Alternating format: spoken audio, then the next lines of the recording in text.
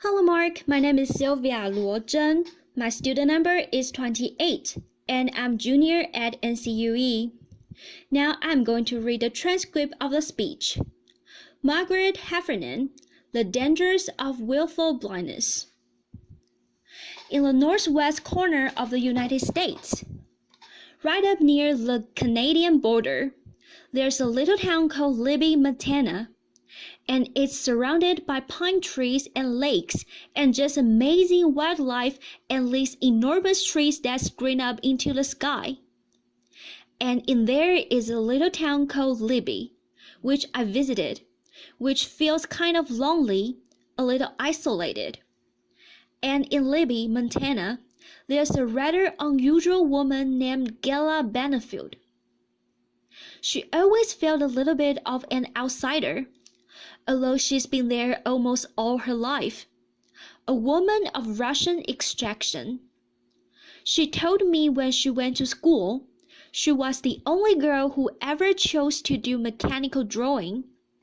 Later in life, she got a job going house to house reading utility meters, gas meters, electricity meters. And she was doing the work in the middle of the day. And one thing particularly caught her notice, which was in the middle of the day she met a lot of men who were at home, middle-aged, late middle-aged, and a lot of them seems to be on oxygen tanks. It struck her as strange. Then, a few years later, her father died at the age of 59, 5 days before he was due to receive his pension. He'd been a miner. She thought he must have been worn out by the work. But then a few years later, her mother died, and that seems stranger still, because her mother came from a long line of people who just seems to live forever. In fact, Gala's uncle is still alive till this day, and learning how to waltz. It didn't make sense that Gala's mother should die so young. It was an anomaly, and she kept puzzling over anomalies. And as she did, over one came to mind. She remembered, for example, when her mother had broken a leg and went into the hospital, and she had a lot of x-rays, and 2 of them were leg x-rays, which made sense. But 6 of them were chest x-rays, which didn't. She puzzled and puzzled over every piece of her life and her parents' life, trying to understand what she was seeing. She thought about her town. The town had a vermiculite mine in it. Vermiculite was used for soil conditioners to make plants grow faster and better. Vermiculite was used to insulate lofts, huge amount of put under the roof to keep houses warm during the long Montana winters. Vermiculite was in the playground. It was in the football ground. It was in the skating rink. What she didn't learn until she started working this problem is vermiculite is a very toxic form of asbestos. When she figured out the puzzle, she started to telling everyone she could what had happened, what had been done to her parents and to the people that she saw on oxygen tanks at home in the afternoons. But she was really amazed. She thought, when everybody knows, they'll want to do something. But actually nobody wanted to know. In fact, she became so annoying as she kept insisting on telling these stories to her neighbors, to her friends, to other people in the community, that eventually a bunch of them got together and they made a bumper sticker, which they proudly displayed on their cars, which said, "Yes, I'm from Libby, Montana, and no, I don't have asbestosis." But Gala didn't stop. She kept doing research. The advent of the internet definitely helped her. She talked to anybody she could. She argued and argued, And finally, she struck lucky when a researcher came through town studying the history of mines in the area. And she told him her story. And at first, of course, like everyone, he didn't believe her. But he went back to Seattle and he did his town research and he realized that she was right. So now she had an ally. Nevertheless, people still don't want to know. They said things like, well, if it were really dangerous, someone would have told us. If that's really why everyone was dying, the doctors would have told us. Some of the guys used very heavy jobs said, I don't want to be a victim. I can't possibly be the victim. And anyway, every industry has accidents. But still Gala went on. And finally she succeeded in getting the federal agencies to come to the town and to screen the inhabitants of the town. 1,500 people, and what they discovered was that the town had a mortality rate 18 times higher than anywhere in the United States. That was in 2002, and even at that moment, no one raised their hands to say, Gala, look in the ground where your grandchildren are playing. It's lined with vermiculite. This wasn't ignorance. It was willful blindness. Willful blindness is a legal concept which means if there's information that you could know and you should know, but you somehow manage not to know, the law deems that you're willfully blind. You have chosen not to know. There's a lot of willful blindness around these days. You can see willful blindness in banks, when thousands of people sold mortgages to people who couldn't afford them. You could see them in banks when interest rates were manipulated and everyone around knew what was going on, but everyone studiously ignored it. You can see willful blindness in the Catholic Church, where decades of child abuse went ignored. You could see willful blindness in the run-ups to the Iraq War. Willful blindness existed on epic scales like those, and it also exists on very small scales, in people's families, in people's homes and communities, and particularly in organizations and institutions. Companies that have been studied for willful blindness can be asked questions like, are there issues at work that people are afraid to raise? And when academics have done studies like this of corporations in the United States, what they find is 85% of people say yes. 85% of people know there's a problem, but they won't say anything. And when I duplicated the research in Europe, asking all the same questions, I found exactly the same number. 85%. There's a lot of silence, is a lot of blindness. And what's really interesting is that when I go to companies in Switzerland, they tell me this is the uniquely Swiss problem.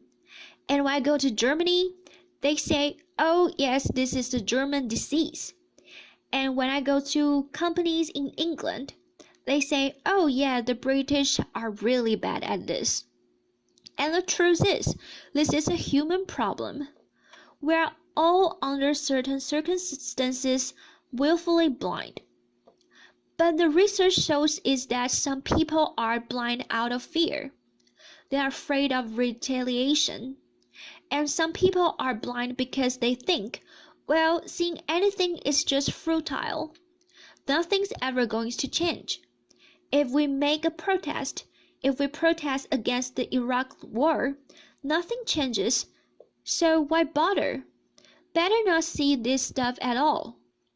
And the recurrent thing that I encounter all the time is people say, well, you know, the people who do see, they are whistleblowers, and we all know that what happens to them. So there's this profound mythology around whistleblowers which says, first of all, they are all crazy. But what I have found going around the world and talking to whistleblowers is actually they are very loyal and quite often very conservative people. They are hugely dedicated to the institutions that they work for. And the reason that they speak up, the reason they insist on seeing, is because they care so much about the institutions and want to keep it healthy. And the other thing that people often say about whistleblowers is, well, that's no point. Because you see what happens to them. They are crushed. Nobody would want to go through something like that. And yet, when I talk to whistleblowers, the recurrent tone that I heard is pride. I think of Joe Darby.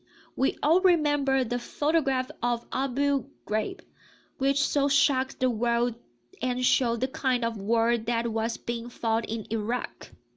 But I wondered who remembers Joe Darby, the very obedient, good soldier who found those photographs and handed them in. And he said, I'm not the kind of guys to rat people out, but some things just cross the line. Ignorance is bliss. They say, but you can't put up with things like this. I talked to Stephen Bosson, a British doctor, who fought for 5 years to draw attention to a dangerous surgeon who was killing babies. And I asked him why he did it. And he said, well, it was really my daughter who promoted me to do it. She came up to me one night, and she just said, Dad, you can't let the kids die. Or I think of Cynthia Thomas, a really Royal Army daughter and Army wife, who, as she saw her friends and relations coming back from the Iraq War, was so shocked by their mental condition and the refusals of the militaries to recognize and acknowledge the post-traumatic stress syndrome that she set up this cafe in the middle of the military towns to give them legal, psychological, and medical assistance. And she says to me, she said, Margaret, I always used to say I didn't know what I wanted to be when I grew up, but I've found myself in this cause, and I'll never be the same. We all enjoy so many freedoms today. Hard-won freedoms, the freedom to write and publish without fear of censorship, a freedom that wasn't here the last time I came to Hungary, a freedom to vote, which women in particular has to fight so hard for, the freedom for people of different ethnicities and cultures and sexual orientations to live the way they want. But freedom doesn't exist if you don't use it. And what whistleblowers do, and what people like Gala Benefields do, is they use the freedom that they have. And what they're very prepared to is recognize that, yes, this is going to be an argument. And yes, I'm going to have a lot of rows with my neighbors and my colleagues and my friends. But I'm going to become very good at this conflict. I'm going to take on the naysayers because they'll make my arguments better and stronger. I can collaborate with my opponents to become better at what I do.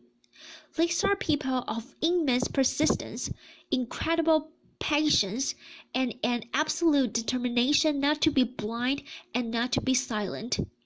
When I was to live in Montana, I visited the asbestosis clinic that Gala Benefield brought into being, a place where at first some of people who wanted to help and needed medical attention went in the back door because they didn't want to acknowledge that she'd been right. I sat in a diner and I watched trucks above up and down the highway, carting away the earth out of the gardens and replacing with the fresh, uncontaminated soil. I took my 12-year-old daughter with me because I really wanted her to meet Gala. And she said, "Why? What's the big deal? I said she's not a movie star, and she's not a celebrity, and she's not an expert, and Gala's the first person who'd say she's not a saint. The really important thing about Gala is she's ordinary. She's like you, she's like me, and she's like me. She had freedom, and she was ready to use it. Thank you very much. Applause. Thank you.